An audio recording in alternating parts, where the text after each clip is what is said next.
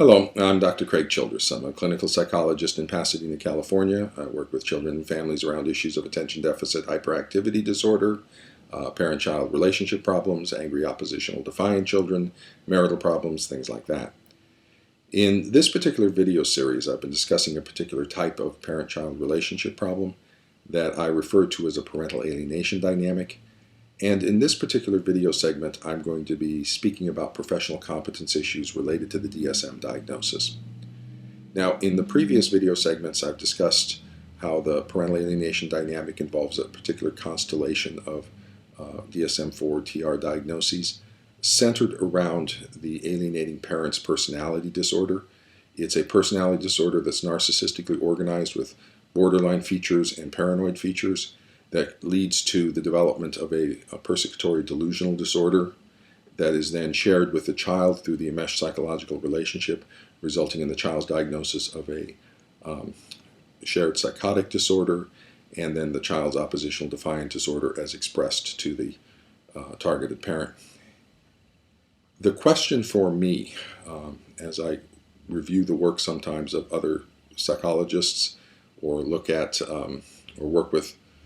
try to work with other psychologists who are also participating in alienation treatment, is that many times they simply miss the diagnosis of the personality disorder with the alienating parent and miss the diagnosis of the delusional disorder.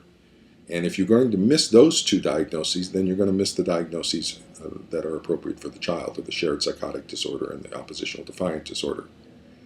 How is it that a professional clinician could miss major DSM-4 diagnoses, major access to diagnosis of personality disorder and a major psychotic disorder in the alienating parent, the delusional disorder, the persecutory delusional disorder? Let me start by addressing the personality disorder. My guess as to how that is missed is that it involves a narcissistically organized personality disorder. And narcissistic personality disorders typically do not present for therapy.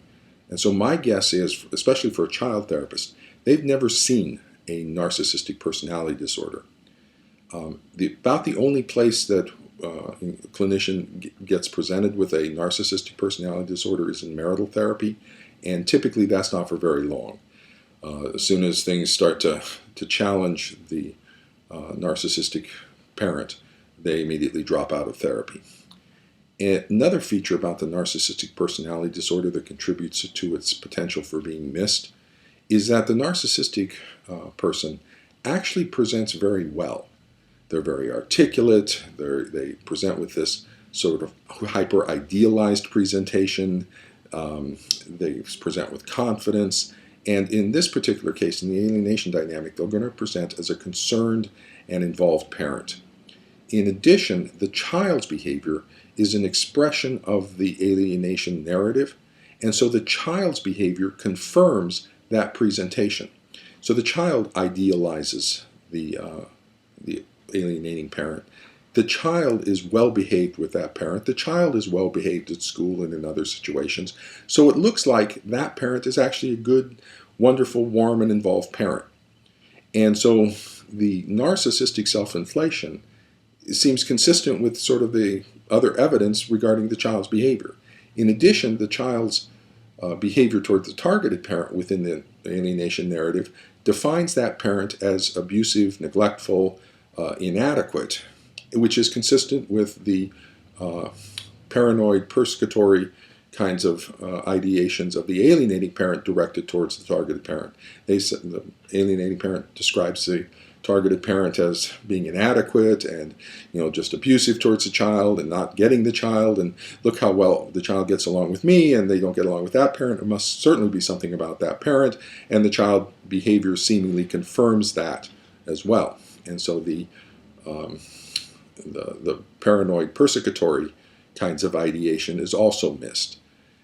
The borderline processes, that's the one I have the most problem with. How is it that a clinician misses the splitting dynamic? The all good, the all wonderful versus the all bad.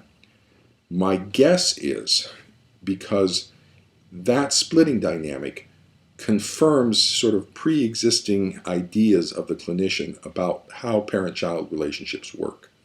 And so there's a pre-existing belief that such a good and wonderful kid, because obviously the kid is an oppositional defiant, they're well-behaved at school, they're well-behaved with that parent, they're well-behaved in the therapy session, they're very articulate, they actually present as kind of hyper-mature.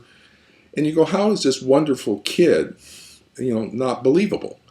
And so if the child is good in every other circumstance and bad with one parent and angry and hostile, it must be something about that parent. Okay? And so there's a sort of belief response bias in the clinician that lends itself to believing the child's presentation that there must be something bad about this parent. And so the clinician absolutely misses the potential for that splitting dynamic of all bad and all wonderful. And again, with child therapists typically don't deal with personality disorders. They may not have ever seen a borderline personality disorder. In addition, this is not your classic borderline personality disorder presentation of the wild, emotionally labile sort of presentation, typically a young woman who's doing cutting, and that. This is not the presentation of a borderline personality disorder. And when you meet the personality disorder, it's not borderline, it's narcissistic.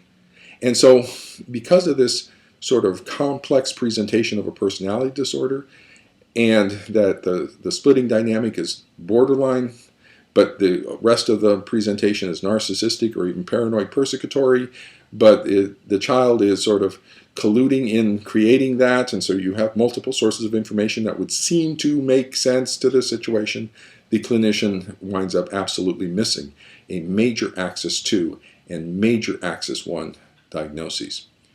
Now, while I may be able to understand that, I have serious problems with the fact that the clinician missed those diagnoses, in that the child remains psychologically enmeshed with a parent who has a very significant psychiatric psychopathology, and that actually is going to wind up significantly hurting and damaging the child, and it significantly hurts and damages the targeted parent, who is the healthier parent in this whole process.